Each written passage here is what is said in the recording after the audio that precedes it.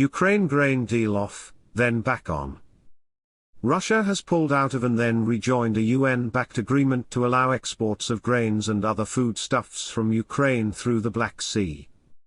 It quit the Black Sea Grain Initiative on 29 October, leading to accusations from the US that it was weaponizing food, but reversed its decision on the 2nd of November following interventions by Turkey. The next shipments of grain will head to Somalia, Djibouti, and Sudan, Turkish President Recep Tayyip Erdogan said.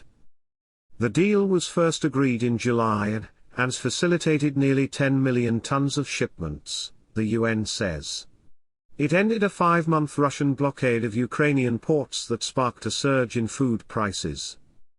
Shipments under the Black Sea Grain Initiative. Almost 10 million tons of foodstuffs have been shipped thanks to the Black Sea Grain Initiative. The deal is still due to end on the 19th of November unless those involved agree to extend it. Brazil's new president promises trade changes. Luiz Inácio Lula da Silva's defeat of Jair Bolsonaro in Brazil's presidential election could boost the Latin American country's relations with the EU. Lula, who takes office on the 1st of January 2023 and was also president from 2003 to 2010, has said he wants to conclude a deal between the European Union and the Mercosur trade bloc of South American nations within 6 months, Politico reports. But Lula also says he will seek fair global trade rather than trade deals that condemn our country to be an eternal exporter of raw materials. Greenpeace says that to protect nature, the climate and the human rights of indigenous peoples, the EU and Mercosur countries need to turn the deal on its head, and put environmental and social concerns at the center. Lula's foreign minister during his first spell as president says his government is likely to want changes to the deal in relation to intellectual property protection and government procurement, according to the Financial Times. We want to be sure that nothing impedes the technical or industrial development of Brazil, Lula has said. The other full members of Mercosur are Argentina, Paraguay, and Uruguay. Trade can help tackle inflation and climate change, WTO says. Many participants at the 2022 IMF-World Bank annual meetings in mid-October highlighted a need for trade and multilateral trade cooperation alongside changes to monetary and financial policies to help reduce inflation and restart growth, according to World Trade Organization Deputy Director General Annabel Gonzalez.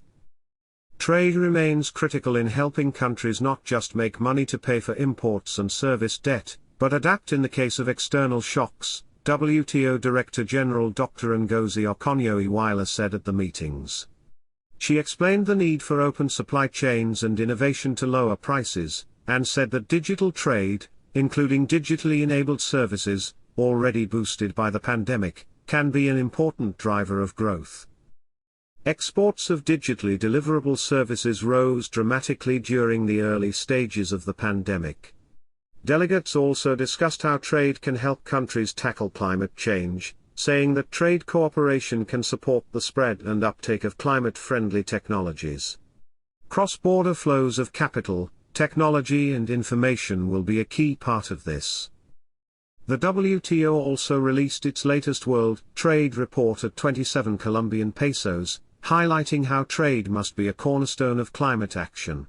UK eyes paperless trade. The UK government is looking to save companies time and money by planning to make digital trade documents as legally valid as their paper-based equivalents, the BBC reports. The country currently requires many documents to be printed on paper by law and estimates that removing this need will save British businesses more than £1 billion, $1.1 billion, over 10 years. The British Chambers of Commerce says the move will usher in a new era of simplified online trading, adding that in the current difficult economic conditions, this can only be a good thing. Digitalization has reduced the costs of engaging in international trade, facilitated the coordination of global value chains, helped diffuse ideas and technologies, and connected a greater number of businesses and consumers globally, according to the OECD. A study focused on Asia-Pacific found that full implementation of cross-border paperless trade could boost exports by $257 billion a year, while cutting the time needed for export by 44%. Even partial implementation would also have major benefits, it said. E-commerce growth expected to boost air cargo. Air cargo has played a relatively small part in global supply chains, but its significance is increasing because of rising levels of e-commerce and customer demand for more rapid deliveries. Because of e-commerce, there's definitely a shift that is structural, that is permanent, Craig Smith, the chief executive of Air Cargo Handler Worldwide Flight Services, WFS, told the Financial Times. Online purchases account for 20% of WFS activity in some regions, and e-commerce growth has led Smith to downplay pessimistic outlooks for global trade. Global retail e-commerce sales reached $5.2 trillion in 2021, and are forecast to rise by 56% to hit $8.1 trillion by 2026. Leading global shipping company MSC has recently started developing an air cargo brand in response to customer demand. China's trade flows shrink. China's exports and imports unexpectedly contracted in October, in their first simultaneous slump since May 2020. It came as domestic COVID-19 restrictions and global recession risks dented demand and further darkened the outlook for the country's economy. Exports fell by 0.3% from a year earlier, marking a sharp turnaround from a 5.7% gain in September, according to official data. It was their worst performance since May 2020, and well below analysts' expectations for a 4.3% increase. The decline came despite the yuan weakening since April and the arrival of China's key year-end shopping season, underlining broadening strains for consumers and businesses worldwide, Reuters reported.